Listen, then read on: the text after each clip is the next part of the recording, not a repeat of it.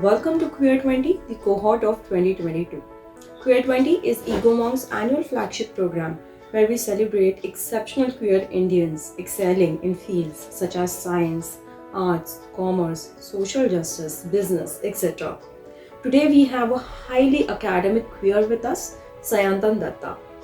Sayantan is a queer trans science journalist, writer, and a communicator. Their writing is reflective of intersections of science, gender, sexuality, health, and caste. They have authored books such as Anthology of Faith and a children's book called The Plant Whisperer. Currently, Sayantan is a faculty at KREA University, Andhra Pradesh. So without further ado, let's welcome Sayantan. Sayantan, thank you so much for joining us today. So you write about science, gender, sexuality, health, and caste, and their intersections. What gravitated you towards writing? What made you commit to this writing as a long-term process? Yeah, that's a very interesting question because it allows me to look back at my life. So I've been writing for quite some time. So I started writing very different stuff, but I started writing right when I was in my school. I was working as a so what do you say? So we had these two newspapers which were basically for school newspapers. So you had the Times of India newspaper in education and the Telegraph in schools, and I used to write for both of them when I was in school. That interest remained as I entered undergrad, and in undergraduate I worked with this magazine, this online magazine called Galaxy, which was started by Sukhdeep Singh, and I worked with Galaxy for almost all of my undergraduate, and that was a great opportunity for me to sharpen some of the skills in a more professional manner. And then writing continued on the side as I did my masters, and during my PhD, so I started on a PhD in neuroscience, and again writing was going on in the side, but that was also the time when there was a lot of boost that science communication and science writing was receiving in sort of in everybody's minds at that point of time. It was there in the public consciousness, and we also had big dreams from science communication and science writing. It almost felt like this is where the next big thing in the Indian science ecosystem is going to happen.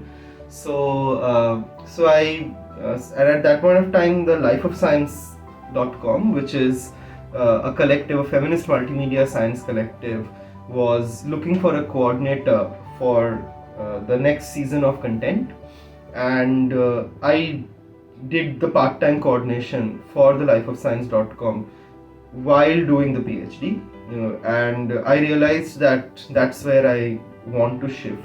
So I eventually quit my PhD after I had built some substantial portfolio in science writing and science journalism. I experimented writing on many things, but I think gender, sexuality, caste and health sort of stuck with me the most. For that, I think the reasons are several. A, that because I identify as queer and trans, I think that has always been an important part of my life and my thinking, so it has percolated into my writing as well. And science and health and caste are discourses that I'm interested in, but also I think my training in sciences, but also me dabbling in a little bit of activist spaces, a little bit of gender, sexuality and caste, helps me sort of bring together perspectives from these what are otherwise seen as very different disciplines together, and that has been helpful in terms of framing my thought, and also it reflects in my writing. So that's how I came to writing and to the specific kind of writing that I do now. Yeah. So Sayantan, you have spent a good amount of time in academic circles, first as a student and now as a teacher. Could you share some anecdotes with us with your experience, whether as a student or a teacher, about welcoming slash unwelcoming nature of STEM disciplines towards your queer trans identity specifically? So, because I was doing genetics, I was reading a lot of genetics, and I was doing neuroscience. And genetics and neuroscience are both disciplines which have very problematic histories. And I encountered some of that history. I mean, effectively, that was one of the reasons why my understanding of science changed significantly. So, for instance, I realized that the model organism that I was working with, fruit flies, uh, it has certain mutants that show what is typically called homosexual behavior. So you take male flies, you mutate a gene, and some of these flies show homosexual behavior. And there's a very old history of how this mutant was named. So it was first called fruity, which was a slang for homosexual men in the US in the 1960s, and then it was later called fruitless, because these are sterile flies, they don't lead to progeny. So there is a problematic history of that. And then if you look at neuroscience, you see that even neuroscience has its own rift with either trying to find sexuality in the brain or trying to intervene into sexuality through various ways of conversion therapy and other such constructions that it has a homophobic history of its own. So knowing that I am taking part in disciplines that have had such homophobic, transphobic, racist histories was already something that was causing me to look at science in a different way. But also when I was doing my PhD, I realized that there was so much focus. So Rohit Vemula was the other instance, right? So I was also Rohit. So being in HCU and hearing more and more about Rohit, getting to know about Rohit Vemula and his rift with science was also affecting me and changing the way I was looking at science. And when I was doing my own PhD, I realized that the laboratory that I was working in was at one point of time full of Brahmins. It had, other than me, every other person was a Brahmin at one point of time in the laboratory. It slightly changed later, but that was how the laboratory looked. And it just felt wrong for a very long time to participate in this without speaking up against it. Knowing that I have the privilege of speaking up against it, many don't. So, as I started speaking up against some of the things that I saw, I also realized that the grand story that science tells us, that it is against, it is against the established notions. That's not true. Science doesn't encourage you challenging established notions as much. It very much likes you to follow the straight line and publish a paper, get your PhD, and get a postdoc, and then go become a faculty. Doesn't like being questioned. So these were some of the things that came together, especially. So if I were to sort of narrow this down, part of it was being in HCU, engaging in critical questions about caste, getting to know more about Rohit Vemula and his rift with the sciences was A. B. Realizing that I'm actually reading and working in disciplines which are perpetuating and have perpetuated violence against people who come from my communities, queer, trans, anti-caste communities. And the third would be existing and realizing that if you try to speak up against established notions in science, science resists, despite it claiming that it is the one that is speaking against established notions. And perhaps that's true, but it doesn't treat everybody who speaks up against established notions very well. So these are the experience that I went through before this kind of change happened. When we become self-aware of our privileges, guilt follows. Guilt is a common feeling amongst those who have become aware of and recognized their privilege. Do you have any advice based on personal experience on how to move through this guilt? I don't think like avoiding it is possible, but like now that it is there, how do we move through this guilt and use it, use our privilege to be an ally? So I think guilt is a start. It tells us that okay, we are consciously thinking about our privilege, and that is a great start. It is definitely a start because so many people don't think about it, right? It's fine.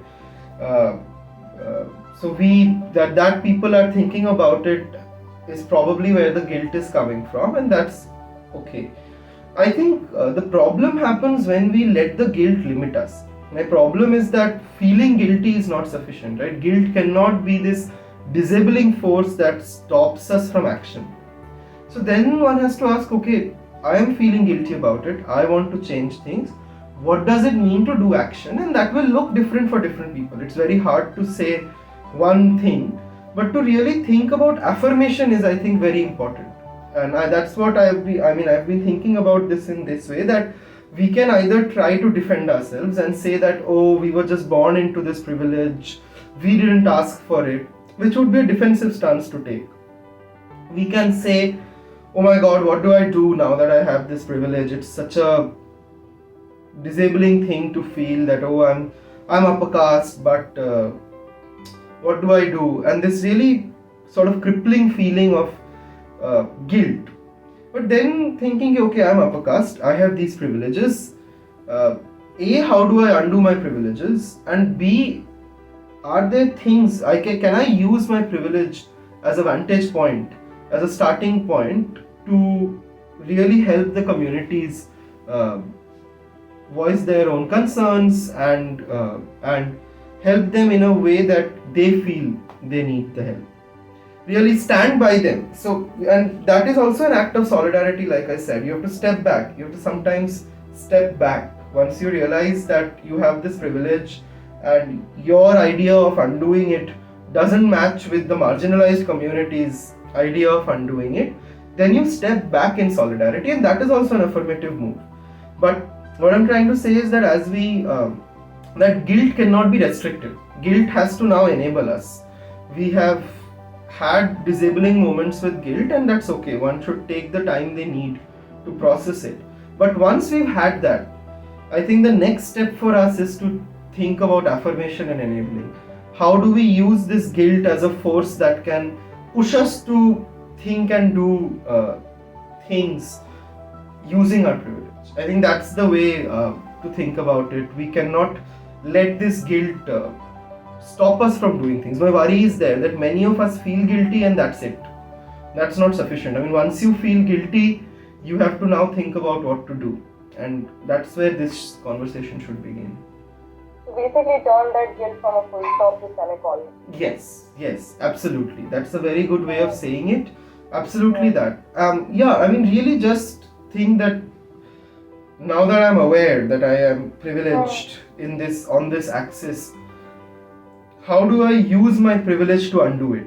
That's a very complicated question, but that is the question that one is eventually trying to address. And that is what we have to do. Can I use my privilege as an upper caste individual to undo caste? And for that I have to stand beside people who have been already trying to undo caste, and I have to follow the way they have been conceptualizing the movement, and I have to give them the support that I can, thanks to the privilege that I have. Given the nature of our intersectional identities, what are your thoughts on like effective allyship? Like a lot of it you covered in like previous two answers, so I'll make my question more specific.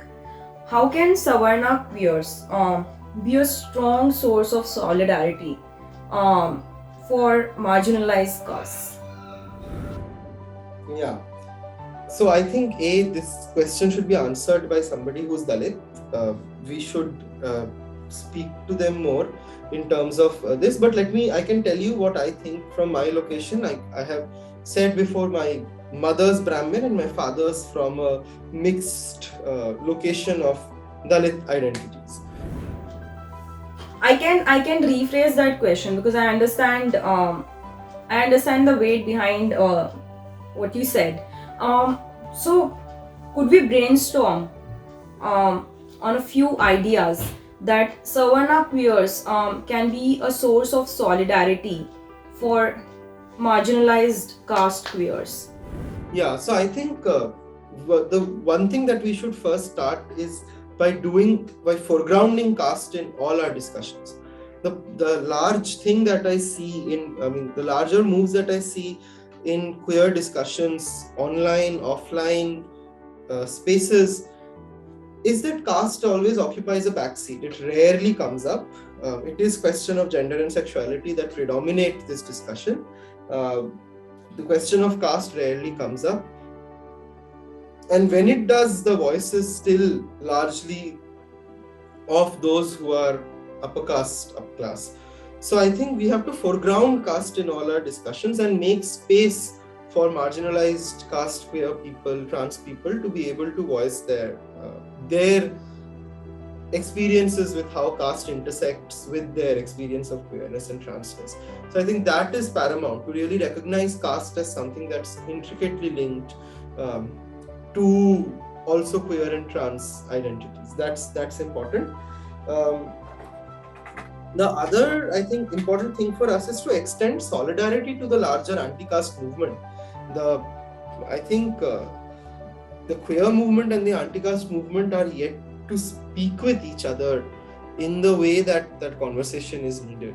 So what we really need is that the anti-caste movement, the way it is going on right now, it should come a certain way, and the queer movement has to come a certain way to really speak to each other, to see how the movement, so we spoke about individual action a little while back, right? To think about within the queer movement, how collectively a space for conversation on caste has to be created.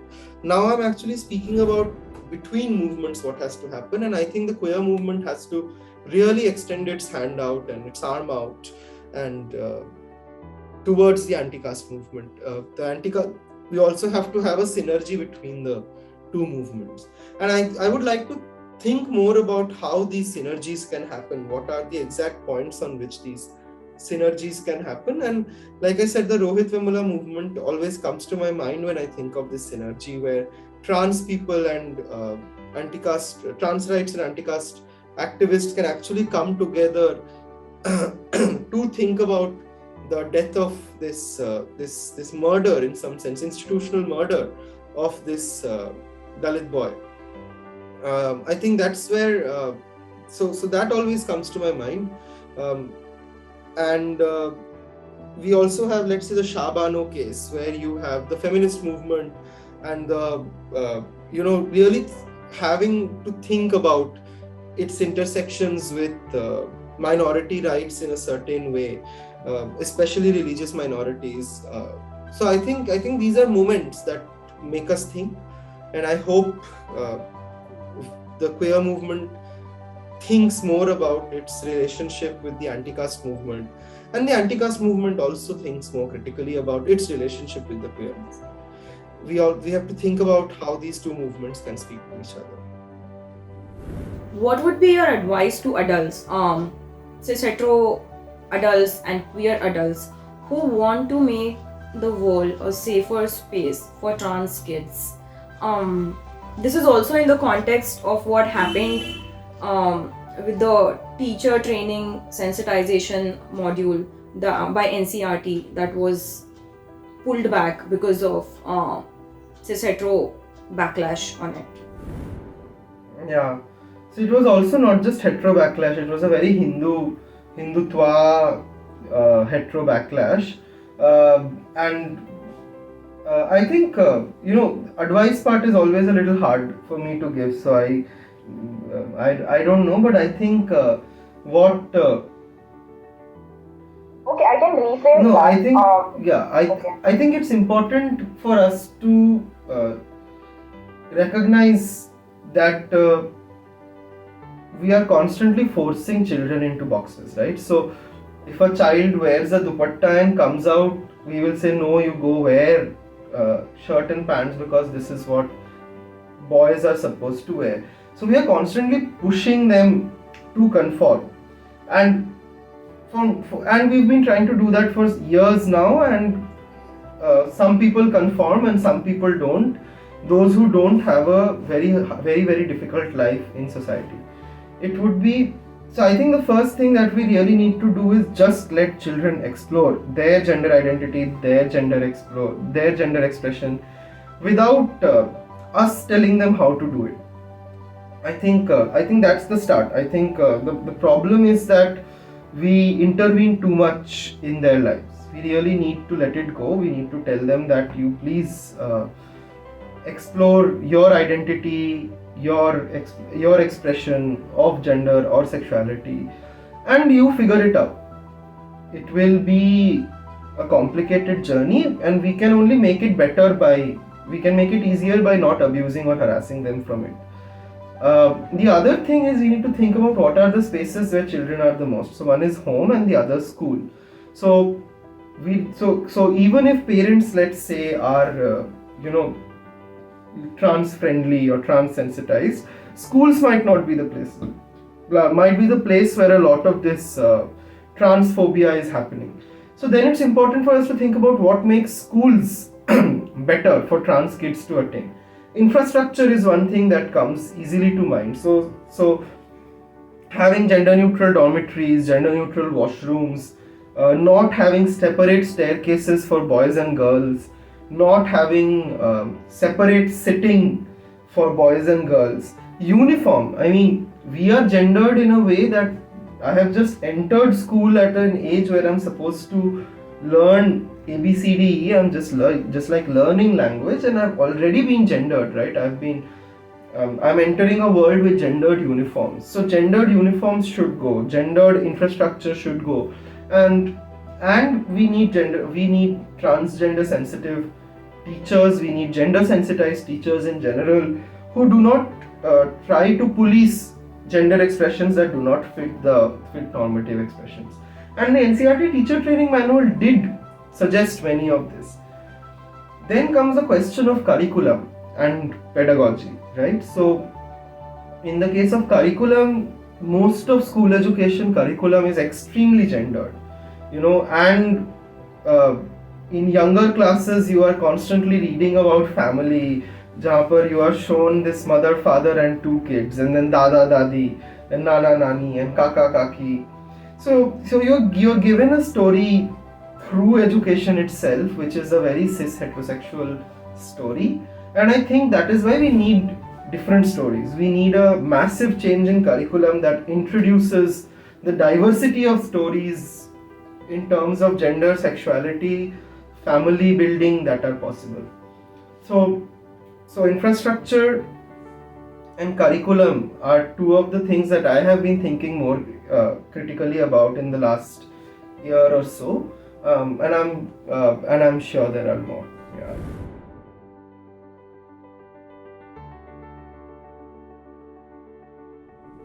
Within the LGBTQ plus community, who needs an outsized support? So, two that come to my mind right now are anti-caste. So Dalit, Bahujan, Adivasi queers and queer people with disability. I think these are the two communities that we have ignored in the movement that we see right now, and we really need to change that. Who is your queer role model? So that would be Grace Banu. So that's Grace Banu right now. What's the best thing about being queer? That it really affects all parts of your life. Once you identify as queer, you can find queerness in everything. You can find queerness in what you eat. So I once ate idli with grape juice, and I count that as a very queer meal that I had. So I entered this canteen and I wanted to have idlis. They said, we can give you idlis but no sambar and no chutney.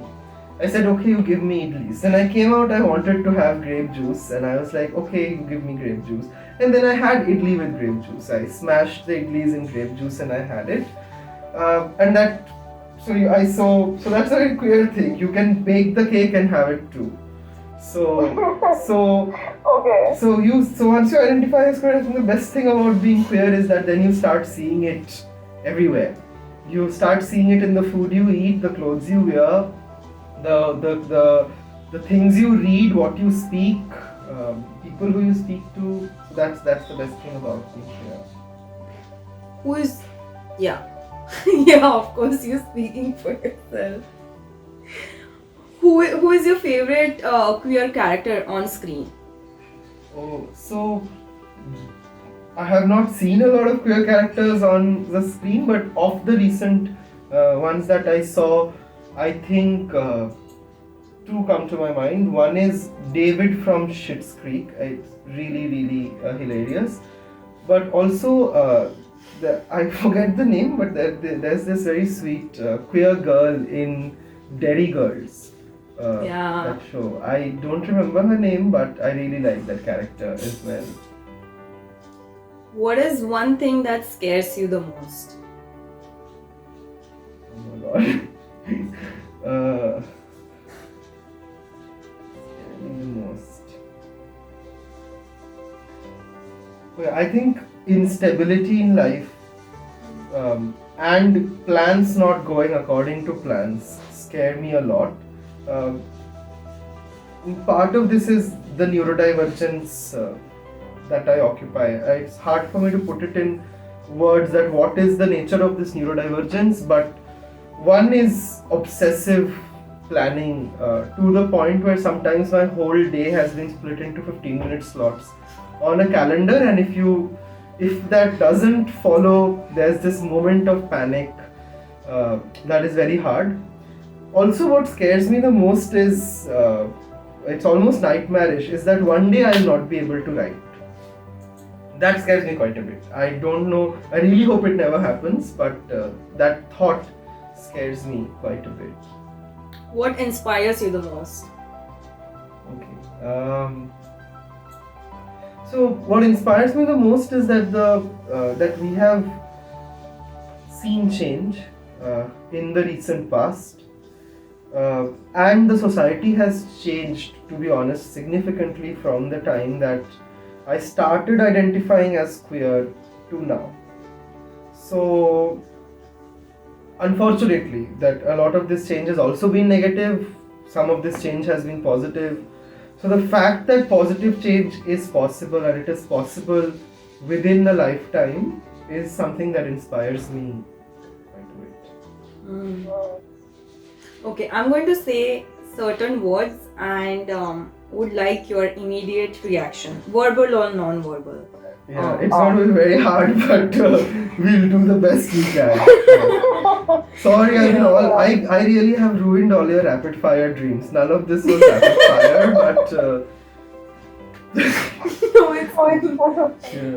Workplace equity. Yeah, we really need workplace equity. That's my reaction. It's very much needed. Homophobia. That very something that we need to counter. Something that it's very passé. I think in like December 2022. It's really unfortunate that homophobia continues to exist. One would think that this died with our colonial ancestors. It hasn't. So shame on homophobes, and I really hope homophobia ceases to exist. Probably wishful thinking, but we'll see. Allyship. Yeah, we need to be critically thinking about allyship, and we really need allies. I think allies are needed for any movement, and I hope we are able to increase the ally base that we have as queer and trans people. Ambition. Ambition. Yeah, my ambition is to write a book. I hope that one day I'll be able to write a book. It's far-fetched, but one day. Politics. Yeah, I think it's a part of our lives in everything that we do. Recognizing it is very empowering. So we hope we are able to recognize the politics in our lives. India. Yeah, it's a changing country. Sayantan, thank you so much for joining us today.